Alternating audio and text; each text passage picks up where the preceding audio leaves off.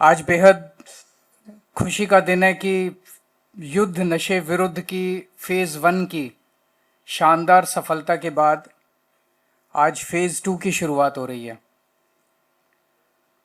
पिछले साल आज से लगभग 10 महीने पहले 1 मार्च 2025 को फेज़ 1 की शुरुआत हुई थी।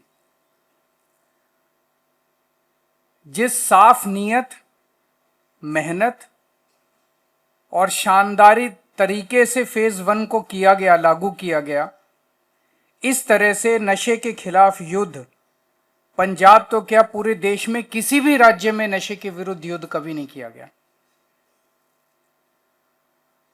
ऐसा नहीं कि पूरे देश में केवल पंजाब में नशा बिकता है, बहुत सारे राज्य हैं, हरियाणा है, गुजरात है, कई सारे राज्य हैं जहां पे, दिल्ली है, जहां खूब नशा बिक रहा है, खूब नशा बिक रहा है, लेकिन वहां की सरकारों को परवाह ही नहीं है। पंजाब के अंदर भी हमारे से पहले जब अकाली दल की सरकार थी, सबसे ज्यादा पंजाब की गली गली और घर घर के अंदर नशा उनके राज्य के दौरान, उनके शासन के दौरान घर घर पहुंचाया गया था। इतना ज्यादा पूरा पंजाब नशे में, उसी दौरान उड़ता पंजाब पिक्चर बनी थी। पूरे पंजाब का बच्चा बच्चा घर घर के अंदर नशा पहुंचने लगा था। उनके कई बड़े बड़े आगू नशा बेचने में शामिल थे।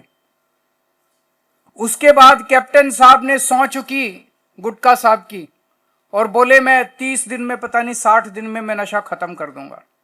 5 साल उनकी सरकार चली, उन्होंने कुछ नहीं किया, झूठी सौं खाई उन्होंने। उसके बाद हमारी सरकार आई। हमें थोड़ा समय लगा क्योंकि इसकी सारी तैयारी करनी थी, लेकिन पिछले साल 1 मार्च के बाद जितनी शिद्दत के साथ, जितने हौसले के साथ हम लोगों ने नशे के खिलाफ कार्रवाई शुरू की। बहुत लोगों ने हमें कहा ये बड़े खतरनाक लोग हैं नशा बेचने वाले, ये बड़े बड़े गैंगस्टर हैं, नशा बेचने वाले तस्कर बहुत बड़े बदमाश हैं, गुंडे हैं, आपको, आपके परिवार को ये कर देंगे, वो कर देंगे। हमने कहा नहीं, हम जनता से वादा करके आए हैं, पंजाब को नशा मुक्त करेंगे, हमारे बच्चों को अच्छी भविष्य देंगे। और पिछले 1 साल के अंदर, 10 महीने के अंदर 28,000 केस दायर किए गए नशा तस्करों के खिलाफ। इतने बड़े स्तर के ऊपर पूरे देश में आजादी के बाद से 75 साल में किसी राज्य के अंदर इतने केस नहीं दायर किए गए।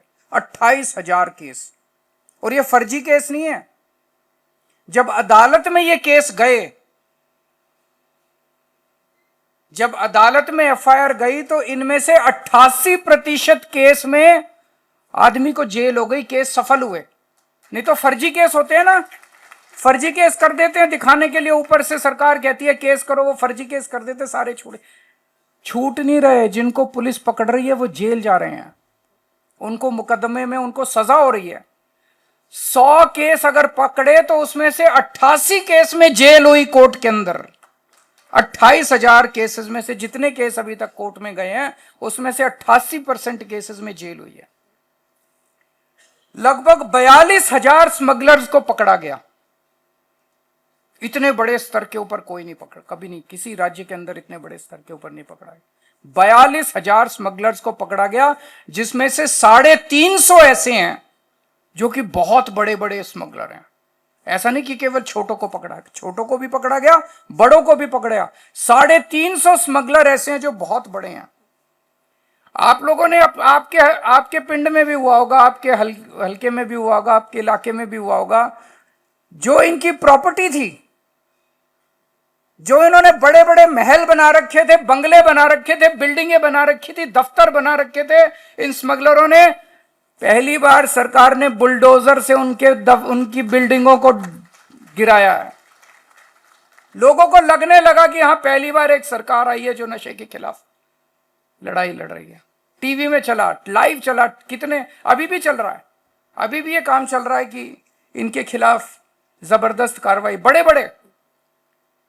और जो सबसे बड़ा, जिसके नाम पे पूरे पंजाब में पता है कि सबसे बड़ा कौन था तस्कर नशे का, कौन था, उसका नाम लेने से लोग कांपते थे, प्रशासन कांपता था उसका नाम लेने से।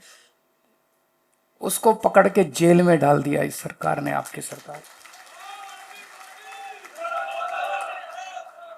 किसी की हिम्मत नहीं थी उसका नाम लेने की, किसी की हिम्मत नहीं थी। जेल जाना तो बहुत दूर की बात, डरते थे, पुलिस डरती थी, प्रशासन डरता था, बड़े बड़े नेता डरते थे।